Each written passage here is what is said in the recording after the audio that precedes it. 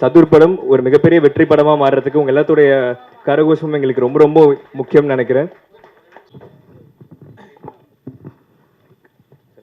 Okay. ஆமாம் sir, ரெண்டு பார்ட்டாக பிளான் பண்ணியிருக்கோம். ஆமாம், டேரக்டர் ஒரு கன்க்ளூஷனோட தான் அந்த படம் முடியும். ஒரு கண்டினியூ மாதிரிலாம் இல்லாமல் ஒரு கன்க்ளூஷனோட முடிஞ்சு தான் பார்ட் 2 வரும். டேரக்டர் ஆக்சுவலாக சொல்லுங்கள் சார். நம்ம படம் எடுத்து வெளியில் வரணுன்னாவே ரொம்ப போராட்டம். இதில் ஒரு டைமில் தமிழ் ராக்கர்ஸ்னு ஒன்று இருக்குது, அதை காலி பண்ணணும்னு சொல்லி நம்மளே போராடி இருந்தாங்க. நீங்கள் என்னடனா அசால்ட்டாக இந்த டைமில் தமிழ் ராக்கர்ஸ் நான் பார்ப்பேன்னு சொல்கிறீங்க. இன்னும் உங்கள் படம் ரிலீஸே ஆகலை. நான் இல்லை சார், நான் அப்படி சொல்லலை. அதே மாதிரி உங்கள் படத்தை தமிழ் ராக்கர்ஸில் நாங்களும் பார்க்கணும்னு நினச்சா என்ன ஆகும்? இல்லை சார், நான் மீன் பண்ணது நான் அப்படி சொல்லலை, தமிழ் ராக்கர்ஸ்ன்னு சொல்ல.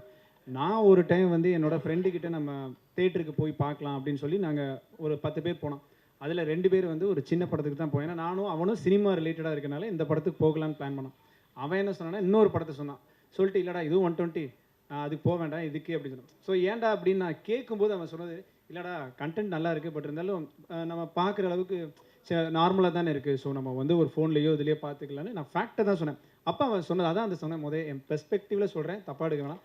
அவன் சொன்னனால சரி ஓகே, நான் அது ஒரு ஹிண்ட்டாக எடுத்துட்டேன். நம்ம நாளைக்கு படம் பண்ணும்போது கொஞ்சம் ஆடியன்ஸும் தேட்டருக்கு வரணும்னு நினைக்கிறோம். நான் ஒரு விஷயத்தை பண்ணிட்டு நீங்கள் தேட்டருக்கு வந்து பாருங்கள் அப்படின்றத விட அவங்களுக்கு என்ன பிடிக்குன்னு தெரிஞ்சு அது ரிலேட்டடாக பண்ணி அவங்கள சாட்டிஸ்ஃபை பண்ணணுக்கு தான் அந்த எக்ஸாம்பிள் சொன்னே தவிர்த்து தமிழ் ராக்கர்ஸ் பார்க்குறேன் அப்படிலாம் நான் சொல்லவே இல்லை சார்.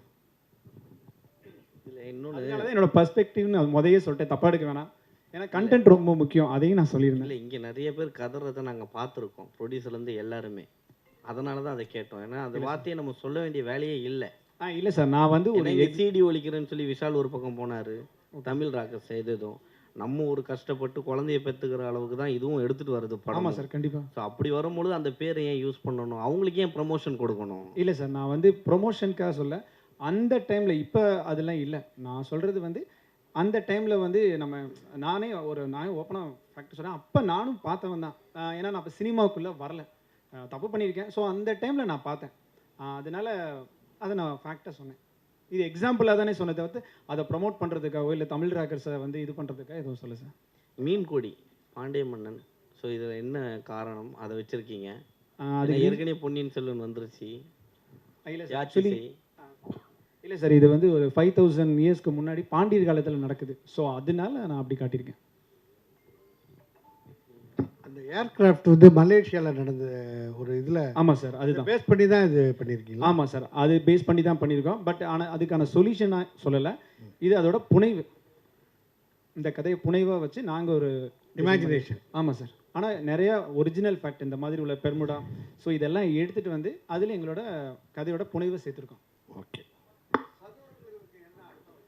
சதுர்ன்றதுக்கு 4 காலகட்டத்தில் நடக்கிற ஒரு கதைன்னு அர்த்தம் சார். 4 காலகட்டங்கள்.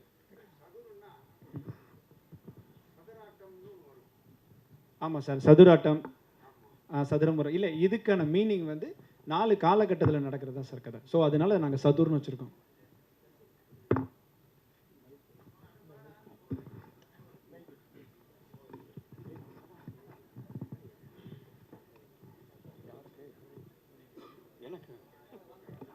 அங்கே அங்கே கேட்குறேன். சொல்லுங்கள்.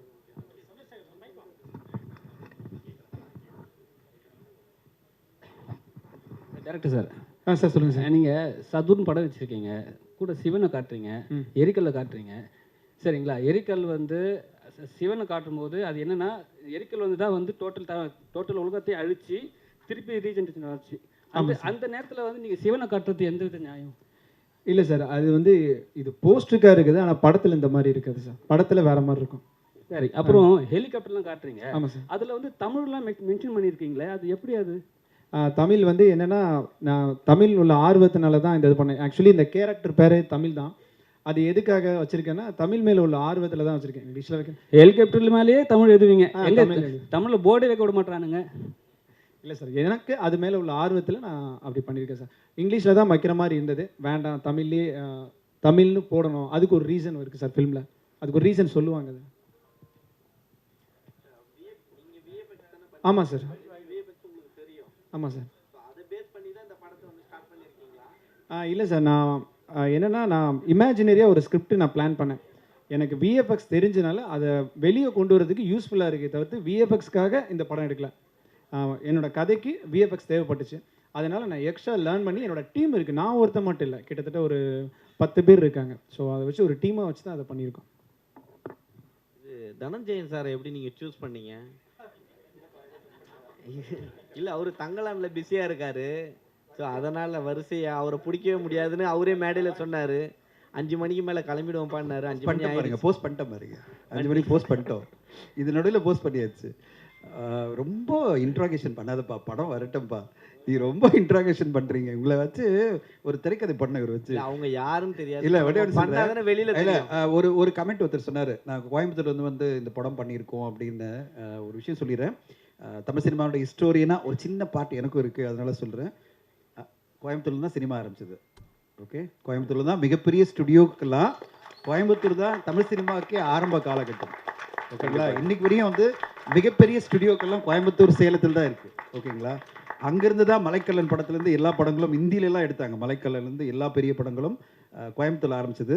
இன்றைக்கி கோயம்புத்தூரில் நிறைய டேலண்ட்ஸ் வந்துட்டு இருக்கிறது சந்தோஷமாக இருக்குது. ஏன்னா கோயம்புத்தூர் ஒரு காலகட்டத்தில் தமிழ் சினிமாவை டாமினேட் பண்ண, இந்தியன் சினிமாவே டாமினேட் பண்ண கோயம்புத்தூர்லேருந்து ஒரு சின்ன ஒரு தொய்வு இருந்தது. அந்த தொய்வு இன்றைக்கி விலகி நிறைய டேலண்ட்ஸ் அங்கே வந்துட்டு இருக்கிறது சந்தோஷமாக இருக்குது.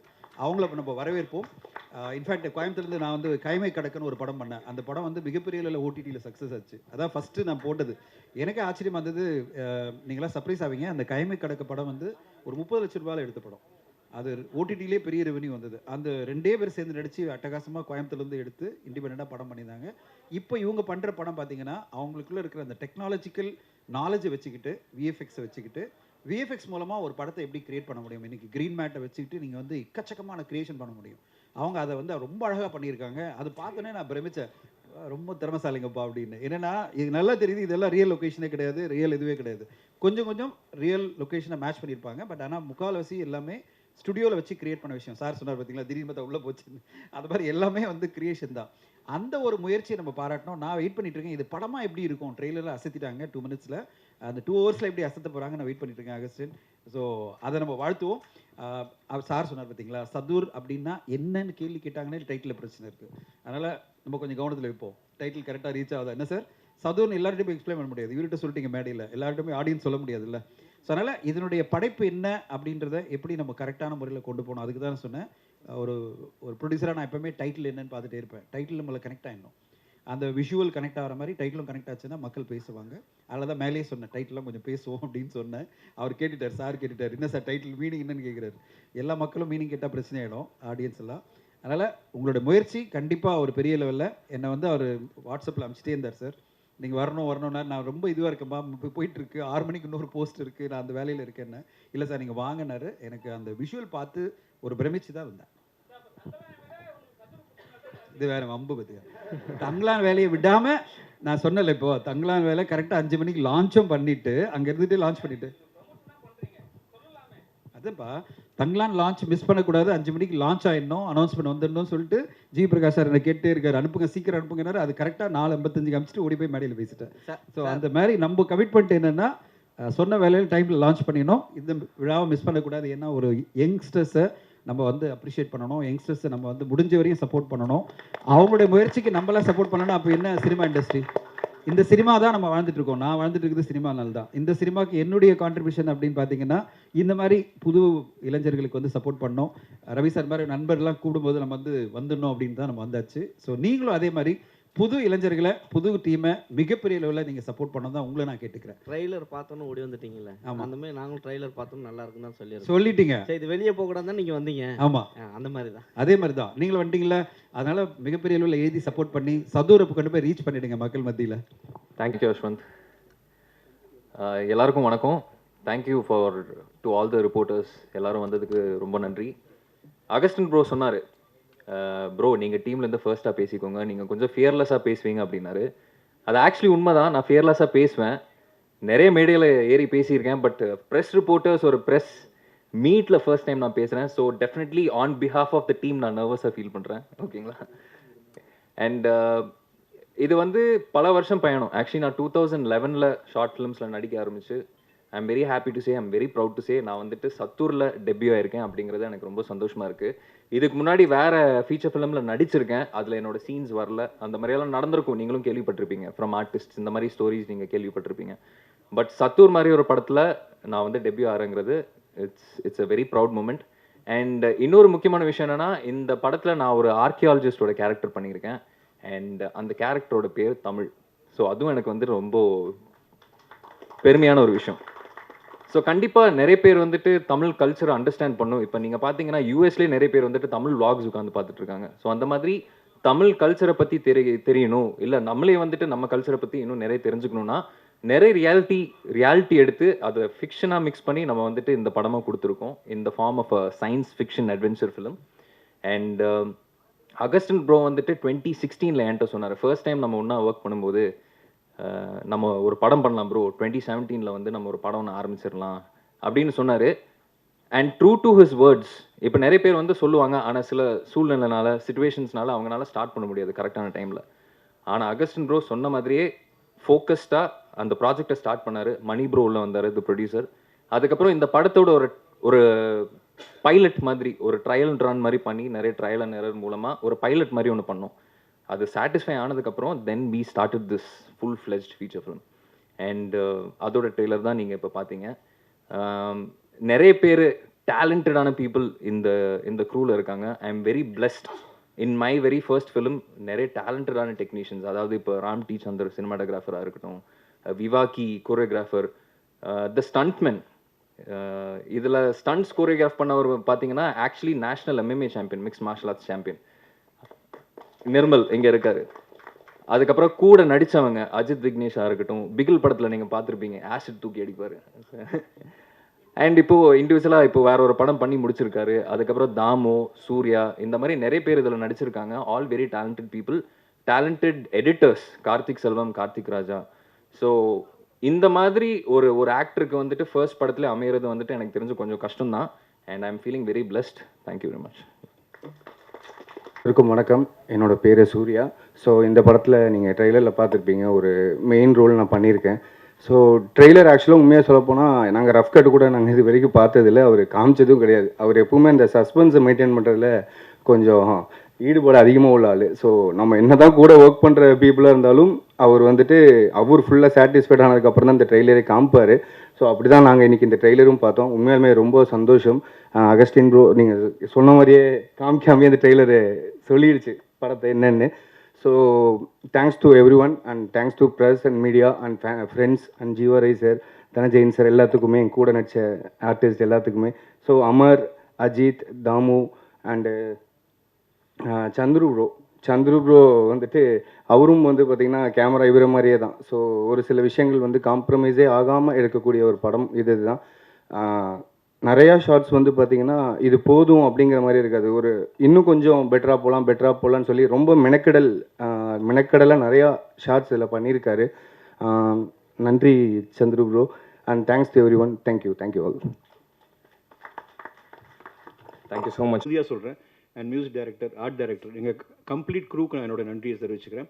இன்னொரு முக்கியமான விஷயம் சொல்லணும், நிறைய பேர் படம் பண்ணிவிட்டு அது எங்கே கொண்டு போய் சேர்க்குறது, அது யார்கிட்ட கொண்டு போகலாம், இங்கே கொண்டு போகலாமா, இந்த தளம் அந்த தளம் அப்படின்னு சொல்லுவாங்க. ஓடிடி, நெட்ஃப்ளிக்ஸு, அதுக்கப்புறம் ஆஹா அண்ட் அமேசான். பட் எங்களுக்கு தெரிஞ்ச ஒரு பேர் இருக்குது, அங்கே அந்த படம் போச்சுன்னா டெஃபினட்டாக அந்த படம் மிகப்பெரிய வெற்றி அடையும், தியேட்டர்ஸ்க்கும் போகும். அது மிஸ்டர் தனஜெயன் சார் தான். நல்ல படங்கள் இன்றைக்கி நிறையா படங்கள், நான் நடித்த படங்களே ஒரு 3 படம் என்ன பண்ணுறதுன்னு தெரியாமல் தவிச்சிட்டு இந்த ப்ரொடியூசர்ஸ்க்கு ஒரே நிமிஷத்தில் அதெல்லாம் முடிச்சு நீ ஓடிடிக்கு நிறைய படம் அவர் மூலியமாக போகுது. பட் அதில் கண்டென்ட் இருக்கணும், ப்ராடக்ட் நல்லா இருக்கணும், அதெல்லாம் பார்த்து அவர் ஹெல்ப் பண்ணுறது வந்து இன்றைக்கி சினிமாவில் ஒரு பெரிய blessing sir. Thank you Dhananjayan sir and god bless you. And okay. And இன்னொரு முக்கியமான விஷயம் சொல்லணும். அண்ட் இந்த கோயம்புத்தூர்லேருந்து நிறையா திறமைகள் வந்துட்டுருக்கு பாருங்கள். லோகேஷ் கனகராஜ், இப்போ அதுக்கப்புறம் இவங்க எல்லாருமே வந்து ஈச் ஒன் ஆஃப் தெம் ஒரு யூனிக் நேமாக வந்து கோயம்புத்தூர்லேருந்து வருவாங்க. முதல்ல மதுரையிலேருந்து வந்தாங்க, இப்போ கோயம்புத்தூர் நல்ல ஒரு நேமில் இருக்குது. அண்ட் அந்த விஷயத்தில் நான் லோகேஷ் கனகராஜ் அவர்களுக்கும் ஹிப்பாப் ஆதி அவர்களுக்கும் நான் நன்றி சொல்லிக்கிறேன்.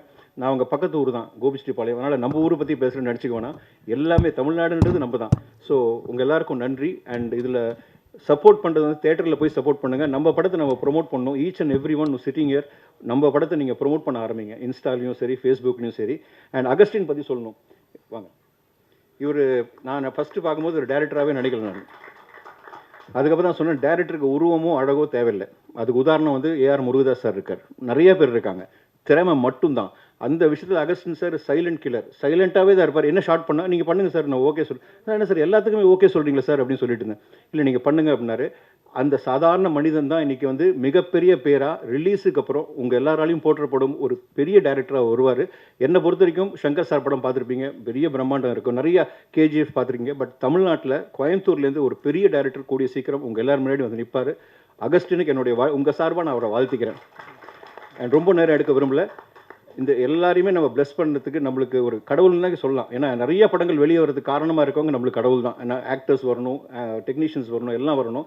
அந்த விதத்தில் தனஜயன் சாரை மேடைக்கு அழைக்கிறதுல நான் பெருமையாக நினைக்கிறேன். Please sir.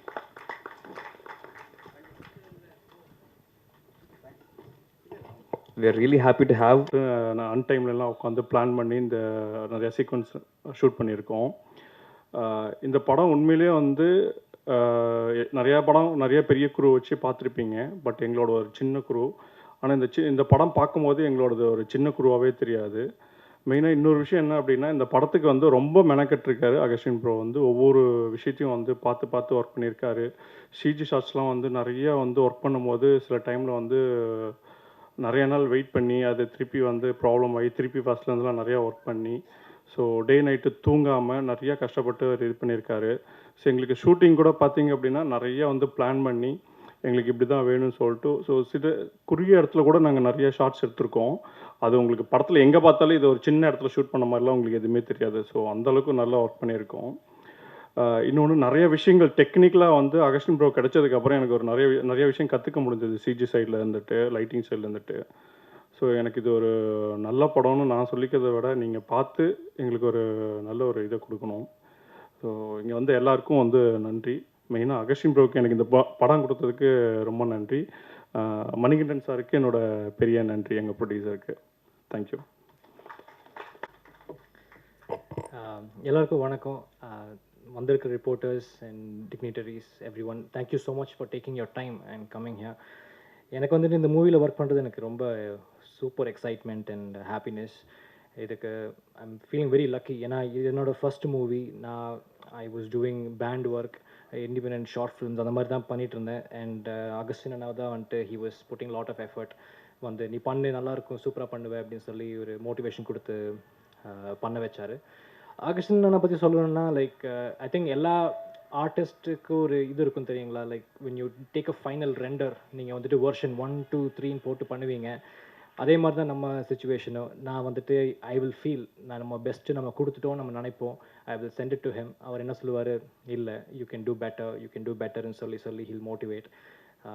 அதில் அப்படியே I learned myself and அதிலே முன்னேறினது தான்.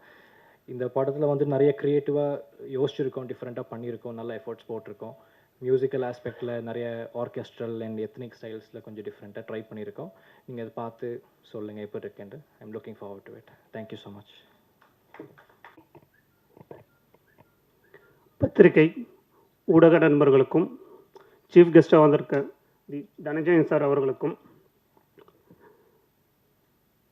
ஆக்டர்ஸ் மற்றும் ஃபேமிலி மெம்பர்ஸ், நண்பர்கள் அனைவருக்கும் வணக்கம். இது என்னோட முதல் மேடைங்க, ஒரு ப்ரொடியூசராக முதல் மேடை. இந்த ஸ்டேஜுக்கு நான் வர காரணமாக இருந்த இறைவனுக்கும், பெற்றோருக்கும், என்னுடன் பிறந்த பிறவா சகோதரருக்கும், நல்ல நண்பர்களுக்கும் எனது நன்றிகள் பல. நெக்ஸ்ட் அகஸ்டின் பிரபு. அகஸ்டின் பிரபு நான் எப்படி மீட் பண்ணால், என்னுடைய மிக நெருங்கிய நண்பன் மூலமாக மீட் பண்ணேன். அவரோட நிறைய மீட்டிங்ஸ் நடந்துச்சு. அப்படி நடக்கும்போது அவருடைய விஷன் எப்பவுமே வந்து பிரம்மாண்டமாக இருக்கும். அந்த பிரம்மாண்டம் தான் இந்த சதுர். ட்ரெய்லரில் எப்படி பிரம்மாண்டம் இருக்கோ அதே மாதிரி படம் முழுவதும் பிரம்மாண்டமாக இருக்கும். வாழ்த்துக்கள் அகஸ்டின். அதுபோக இந்த படத்தில் நடித்த அமர், சூர்யா, அஜித் மற்றும் எல்லா நடிகர்களுக்கும் எனது வாழ்த்துக்கள். இந்த படத்துக்கு மட்டும் இல்லைங்க, இனி ஃபியூச்சர் பண்ண போகிற எல்லா ப்ராஜெக்ட்ஸ்க்கும். அப்புறம் மியூசிக் ஆதர்ஸ், உங்களுக்கும் வாழ்த்துக்கள். அப்புறம் இந்த படத்தில் பணிபுரிந்த எல்லா டெக்னீஷியன்களுக்கும் எனது வாழ்த்துக்கள்.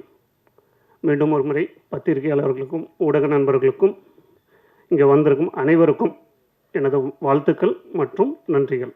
தேங்க்யூ.